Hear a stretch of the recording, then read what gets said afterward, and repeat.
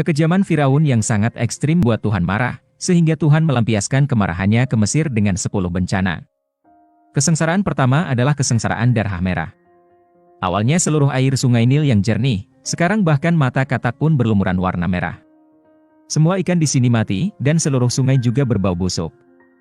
Firaun mengundang imam besar untuk berdoa, namun di hadapan Tuhan. Tampaknya dewa-dewa Mesir tidak efektif, dengan meningkatnya air merah, tanaman mudah membusuk. Orang-orang tanpa daya berdoa kepada para dewa.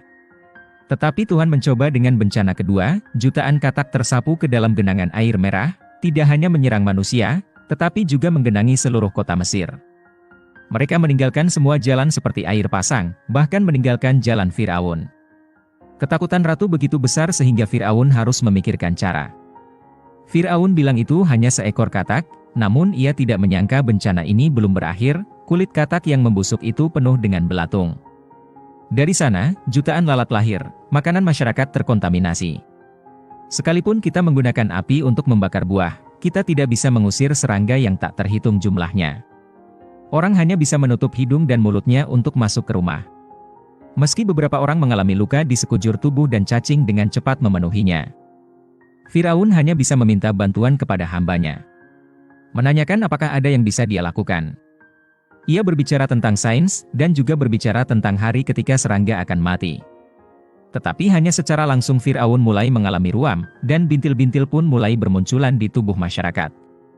Bahkan ratu pun kesulitan menghindarinya. Saat ini penjaga membawanya dengan seekor kuda putih, yang ditulis dengan darah bahwa ini adalah anugerah dari Tuhan. Jika Anda tidak memperlakukan budak Anda dengan baik, bencana akan terus berlanjut. Firaun bergumam tentang Tuhan, hatinya mulai lebih kejam. Tidak hanya dia memperlakukan budaknya dengan baik, tetapi dia malah melipat gandakan jumlah pekerjaannya. Pada saat yang sama, mereka menghapuskan waktu istirahat dan memaksa para budak bekerja dari fajar hingga senja. Banyak budak Yahudi meninggal karena kelelahan. Maka Musa berkata kepada Tuhan. Dia merasa bahwa perang para dewa telah merugikan orang-orang yang tidak bersalah. Namun Tuhan tidak mendengarkan nasihatnya, malah terus menimbulkan lebih banyak bencana. Dan hewan-hewan mulai jatuh sakit karena wabah, entah itu kuda kesayangan Firaun, atau sapi yang diandalkan manusia untuk bertahan hidup. Mereka semua mati karena wabah tersebut, dan petani mulai menjelaskan bahwa penyebabnya adalah karena lalat. Firaun tidak dapat mendengarkan lagi, sehingga ia marah dan menghabisi pedagang tersebut. Kemudian pendeta pun datang dan mengatakan bahwa ia telah berdoa kepada dewa-dewa Mesir namun tidak ada jawaban. Firaun mendengar hal itu tetapi juga menggantungnya, namun hal ini tetap tidak dapat menghentikan bencana, hingga langit dan bumi berubah warna. Hujan es besar terjadi, memaksa para petani untuk kembali ke rumah, juga menghancurkan seluruh lahan pertanian. Firaun melihat di langit dan merasa semakin marah. Tapi ini pasti akan membawa bencana yang lebih besar. Kerajaan Firaun diberi bencana oleh Tuhan selama 10 masa kehidupan. Ribuan belalang terbang masuk, orang-orang lari panik, namun tetap tidak bisa menghentikan amukan belalang. Mereka menggerogoti buah-buahan dan pohon, dan di kota Mesir terjadi kekacauan pertempuran. Mereka bahkan masuk ke istana Firaun. Para pelayan yang bekerja di luar hanya bisa menggunakan kekerasan untuk melawan. Para menteri menyarankan pembukaan gudang makanan. Rakyatnya kelaparan. Apakah Anda juga ingin mati kelaparan? Tidak. Firaun tidak mendengarkan pendapatnya. Sekelompok orang kelaparan berlari ke gudang makanan, ingin mengambil sisa makanan. Tetapi ketika mereka keluar, mereka menyadari bahwa mereka sedang menghadapi kematian. Orang-orang di tangan prajurit itu dengan mudah mengambil nyawa mereka, sedangkan Firaun hanya berdiri di sana dan menyaksikan dengan mata dingin. Hal ini membuat Tuhan sangat marah, hanya melihat secercah keterikatan, Tuhan menghancurkan semua cahaya, seluruh Mesir ditelan kegelapan. Kutukan 3 hari 3 malam tanpa melihat matahari, akhirnya Firaun merasa sedikit takut, namun perasaan itu tetap saja marah. Menunggu Musa datang berdiskusi, ia langsung mengancam, jika bencana alam terus terjadi, saya juga akan berusaha menyebarkan penyakit, dan semua anak Yahudi akan tenggelam di sungai Nil.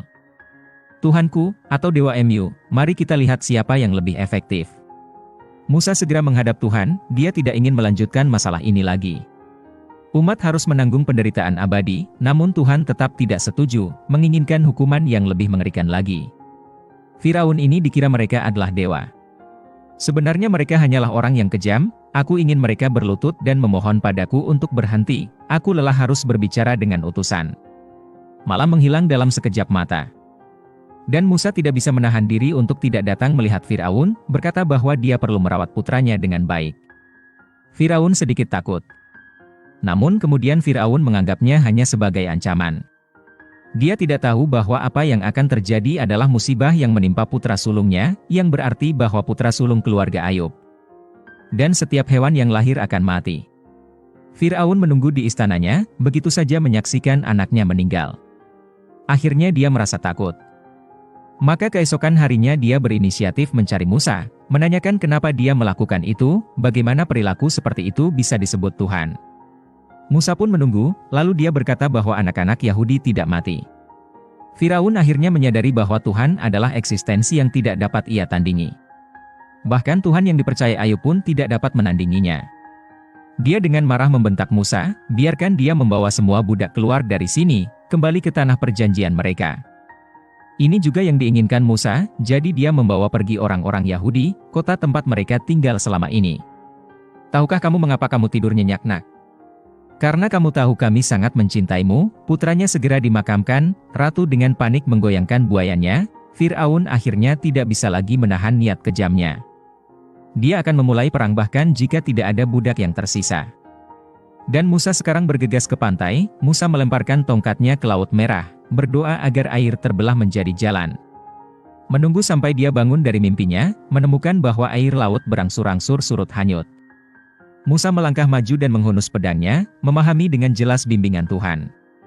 Dia perlu membawa orang-orang Yahudi ini ke seberang laut untuk menemukan tanah perjanjian. Rekannya merasa dia gila, tetapi hanya dia yang tahu bahwa ini adalah saran Tuhan. Di bawah dengan dorongannya, orang-orang Yahudi percaya padanya dan segera menyeberangi Laut Merah bersamanya. Mereka perlahan-lahan memasuki laut. Dan Firaun mengikuti dari dekat di belakang mereka. Di jalan pegunungan yang bergelombang, kecepatan kereta dan kuda meningkat. Saat mencapai klimaks, penjaga ingin memberikan nasihat kepada Firaun. Tetapi dia hanya ingin melaporkan. Pada saat ini, kereta di belakang tiba-tiba mengalami masalah, menyebabkan tentara langsung jatuh di bawah.